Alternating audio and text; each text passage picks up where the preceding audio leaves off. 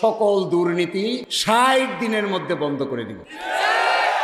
নির্বাচনে অংশ নেয়ার জন্য কতটা সম্পদ রয়েছে তার হিসাব বা বিবরণী দিতে হয় প্রার্থীদের। সুনামগঞ্জ ২ আসনে জামায়াত প্রার্থী অ্যাডভোকেট শিশির মনির আসন্ন নির্বাচনে সম্পদ বিবরণী দিয়েছেন। তিনি উল্লেখ করেছেন, আইন পেশা থেকে বছরে তার আয় ৫১ লাখ টাকা, কিন্তু তার স্ত্রী প্রায় দ্বিগুণ আয় করেন। স্ত্রীর অস্থাবর সম্পদও তার চেয়ে ৩ গুণ বেশি। হলফনামায় উল্লেখ করা হয়েছে, শিশির মনিরের কাছে নগদ রয়েছে ৯,৫২,০০০ টাকা, ব্যাংকে ২,৩০০ টাকা, যানবাহন ৩৭,৫০,০০০ টাকা, ইলেকট্রনিক পণ্য রয়েছে ৪ লাখ টাকার, সোনা রয়েছে ২৫ ভরি, তবে সেগুলো উপহার হিসেবে পাওয়া।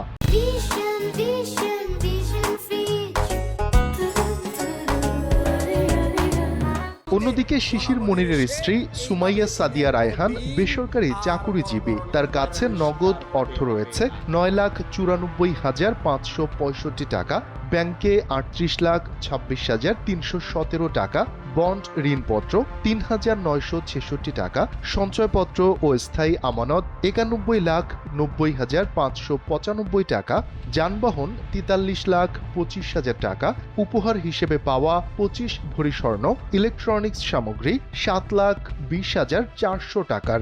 একই সঙ্গে শিশির মনিরের স্ত্রীর নামে ১,৮১,৮৭,৪২০ টাকা মূল্যের অকৃষি জমি আছে বলে হলফনামায় উল্লেখ করা হয়েছে।